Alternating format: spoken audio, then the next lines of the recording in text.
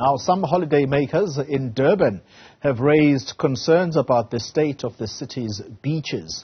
This is despite eThekwini municipality declaring them safe and clean for the upcoming festive season. Well, a number of beaches in the city are now reportedly closed due to high E. coli levels. Some will be affected, of course, and the tourism industry in particular gets to be seriously affected in the province, and that's why we have called on the MEC of Economic Development, Tourism and Environmental Affairs in the city, or should I say in the KZN province, Siboniso Duma, to join us this morning. MEC, good morning to you, and thank you very much for your time. Can I begin with the question that just seeks clarity on your understanding of the state of beaches in KwaZulu-Natal in its entirety? And then, of course, we're going to focus the attention on eThekwini. How would you describe the state of beaches overall?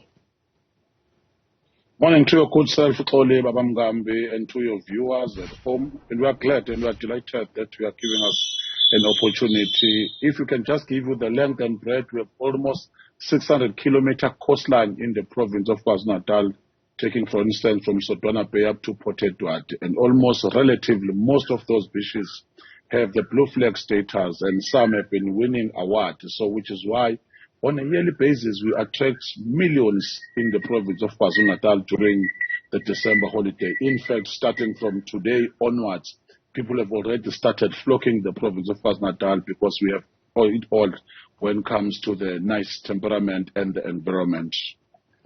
eThekwini becomes the center of attraction purely because it is the only metro in that province, but more importantly, it's known as South Africa's playground. But 6 beaches, those are the reports, 6 beaches have had to be closed because of the high levels of E. coli. How does that affect tourism in that province? In fact, we are glad that the Status A has just also reflected that we are the major contributor when it comes to the GDP.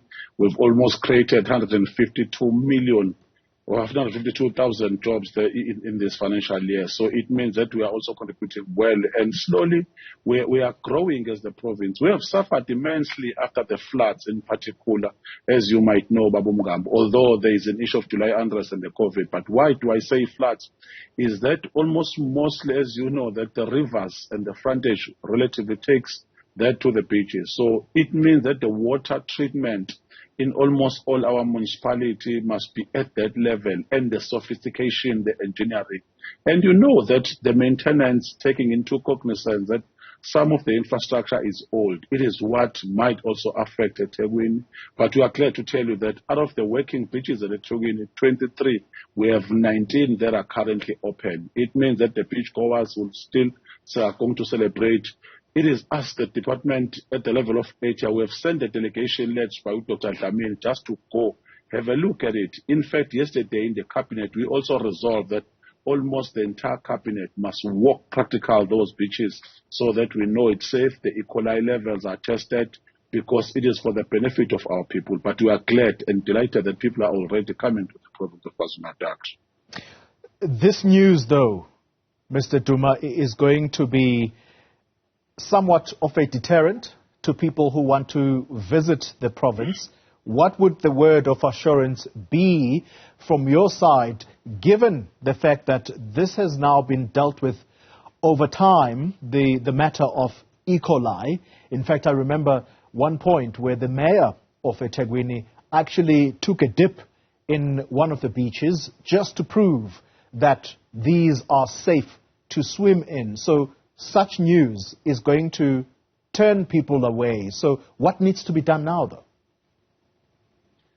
Let me also commend you for checking the status of KwaZulu-Natal with the 600 kilometers I was referring to, because we are vast, we are big, we are broader in terms of the geographical location. You'll remember last year, eThekwini was lambasted. eThekwini was pushed as a result of the E. coli levels that were high, and unfortunately other provinces were profiled and promoted, only to find, in particular the Western Cape province. You only declared somewhere in February that even their beaches, the E. coli, were far worse. We are not comparing the oranges and the apples. We are comparing the apples that tourism as the event is the one that attracts most to the province of KwaZulu-Natal. So it is always critical that when it comes to media, we must also go hand in hand and report scientific of what is happening. The department has already collaborated with eThekwini because I've already highlighted. Unfortunately, if there are rains these days, they are going to affect the E. coli levels. But some of the water treatment, the sewage spillage that you saw last time is no longer there, but it is still affecting because even some of the pools are recently launched, are recently opened. So it means that we monitor as a team jointly because it is no longer about eThekwini as the municipality, but about the province of KwaZulu-Natal and the outlook. We are assuring our people, and I've already mentioned that this Friday we are going to eThekwini as the cabinet just to walk, just to have a look at the process. We'll be working with media just to assure our tourists who are already flocking in the province of KwaZulu-Natal. Mr. Duma, the president often, well, let me not say often, but I think more recently, he's complained that we must stop talking the country down because what's important here is for the nation to generate the industries so that they work, and so this ultimately is going to help boost the economy of the overall economy of South Africa. What other attractions are in KwaZulu-Natal besides beaches? This is an opportunity for you to upsell your province so that if people are turned away or are turned off by the beaches that they may be suspicious of, there are other activities that they can embark upon. What can you say are other tourist attractions?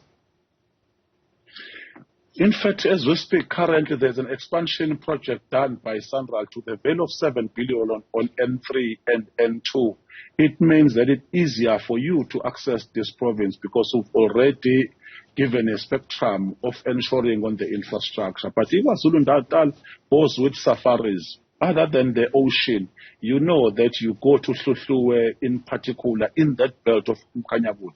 It is where you find proper genetics of rhinos because there is a proper Big Five in that belt. If you want the Midlands, there are a lot of things, bungee jumping, but there is a Drakensberg where a lot of people enjoy the nature. We also post with the two monument of the World Heritage Site that is found in Umkhanyagut, that is also found in Drakensberg.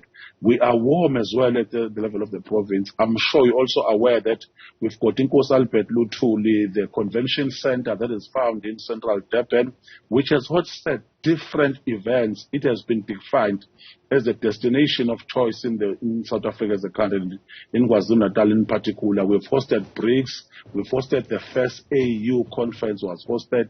Almost all the strategic measures have been done there. The leaders of the world have blessed and graced our shows at the province of KwaZulu-Natal in ICC. But it's true that you know that when you go to eThekwini, there are nice pomegranates that have been developed.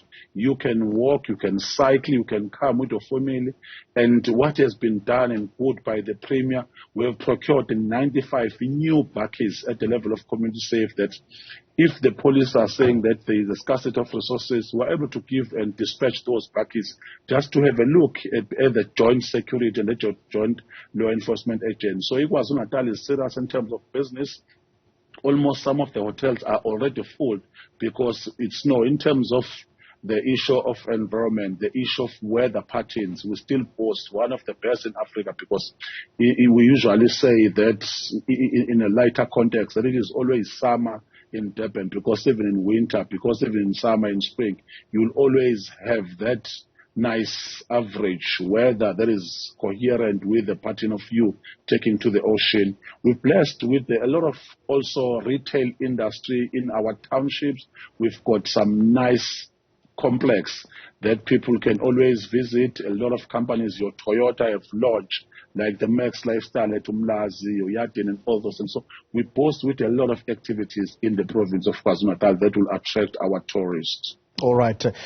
Mr. Duma, I will take this last opportunity and ask you to wear your ANC hat, and I'm saying this because in front of me in studio here, I have a leader of the youth wing of your party, but as chairperson of the ANC in KwaZulu-Natal, are you worried about the state of your party going into these elections? You have veterans of the party that seem to be jumping ship.